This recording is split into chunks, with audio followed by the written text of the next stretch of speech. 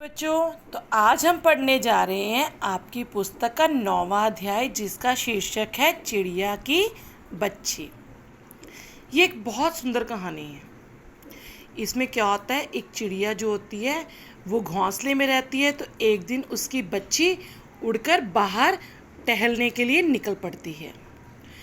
बहुत आगे तक उड़ते उड़ते जब वो थक जाती है तो उसे नीचे एक बगीचा बहुत ही सुंदर जो होता है वो दिखाई देता है। तो वो बगीचे पे उतर जाती है और एक गुलाब की टहनी के ऊपर बैठ जाती है और वह बगीचे को देखकर बहुत खुश होती है। वो बगीचा होता है सेठ माधव दास जी का, जो कि बहुत धनी व्यक्ति होते हैं।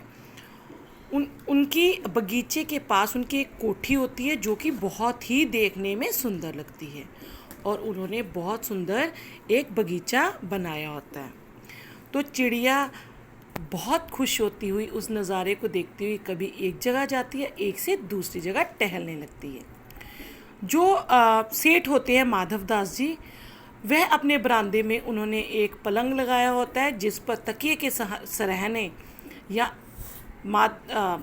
उससे टेक लगाकर वो लेटे रहते हैं और बाहर से प्रकृति का नज़ारा देखते हैं। तो उसी शाम वह बैठे होते हैं वहाँ अपने पलंग पर, तो उनका ध्यान बाहर उस चिड़िया पर पड़ता है जो कि वहाँ टहल रही होती है। तो वो चिड़िया को जब आवाज़ लगाते हैं तो चिड़िया को समझ में नहीं आता, क्योंकि वह तो अपनी खुशी में मगन होती है। लेकिन थोड़े समय पश्चात जब वो चिड़िया वापस अपने घर लौटना चाहती है तो माधवदास उसे रोकने का प्रयास करते हैं और उसे कहते हैं कि हे चिड़िया, तुम कितनी सुंदर हो। क्योंकि वो जो चिड़िया होती है उसकी चोंच जो होती है बड़ी ही नोकीली होती है। उसके जो पंख होते हैं वह लाल और काले और नीले रंग के होते हैं। उसकी गर्दन लाल होती है, वह देखने में बहुत सुंदर लगती है। उसकी जो शरीर होता है वह ऐसा प्रतीत होता है जैसे कि उसमें किसी ने नक्काशी की हो। तो सेठ माधवदास उसे रोकने का प्रयास करते हैं, उसे बताते हैं कि मेरे पास बहुत ज़्यादा सोना है, तो तुम्हें मैं सोने का पिंजरा बना दूंगा, तुम मेरे पास रहो। बस जब मेरा मन बहुत उदास होगा तो बस अपनी ऐसी ही क्रियाएं करके मेरे को खुश प्रदान करना। तो चिड़िया उसको समझाती है कि मुझे सोने का कुछ भी लोभ नहीं है, ना ही मुझे सोने के बारे में कुछ पता है। तो सेठ उसको समझाते हैं कि मेरे पास बहुत सारे मोती हैं, तो मैं तुम्हारे पर्दे पर मोतियों की झालर लगा दूंगा। लेकिन चिड़िया की बच्ची उसकी बात में बिल्कुल नहीं आती। तो माधवदास उसे मीठी मीठी बातें करना शुरू कर देते हैं कि तुम वहाँ जाकर क्या करोगी। तो वो बताती है कि मेरा एक छोटा भाई है जिससे मैं बहुत प्यार करती हूँ और मैं अपने माँ के घर अपने घोंसले में वापस लौटना चाहती हूँ, क्योंकि मुझको सोने से कोई लोभ नहीं है। मैं तो बहती नदियों का पानी पीने वाली हूँ। मैं घोंसले पे रहती हूँ, मैंने कभी सोना नहीं देखा। मुझे तो केवल पता है घास का,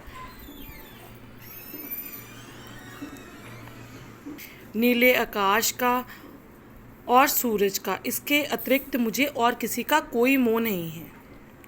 तो माधवदास के बगीचे में एक बटन लगा होता है जिसको दबाने पर एक उसके जो कोठी होती है उसमें शोर आता है, एक आवाज़ सी गूंजती है। तब उसका नौकर भागा भागा बाहर आता है, लेकिन चिड़िया तो अपनी बातों में व्यस्त थी, क्योंकि सेठ माधवदास ने उसे अपनी बातों में व्यस्त रखा हुआ था।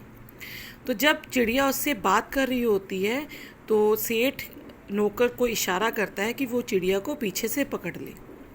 जब चिड़िया को एहसास होता है कि कोई कठोर स्पर्श उसे छूने की कोशिश कर रहा है तो चिड़िया बड़े ही तेज़ी के साथ आसमान में उड़ जाती है और जल्दी से अपनी घर में यानी कि अपने घोंसले अपनी माँ के पास चले जाती है। और वह अपनी माँ को कुछ नहीं बताती, बल्कि उसे जोर से पकड़ लेती है और रोना शुरू कर देती है। तो चिड़िया अपनी माँ से कुछ नहीं कहती, बस उसके साथ ही सीने से चिपकी हुई सो जाती है और वह कभी नहीं चाहती कि वह अपनी आंखें खोले, क्योंकि उसको लगता है कि यदि मैं अपनी आंखें खोलूँगी तो मैं अपनी माँ से दूर हो जाऊँगी।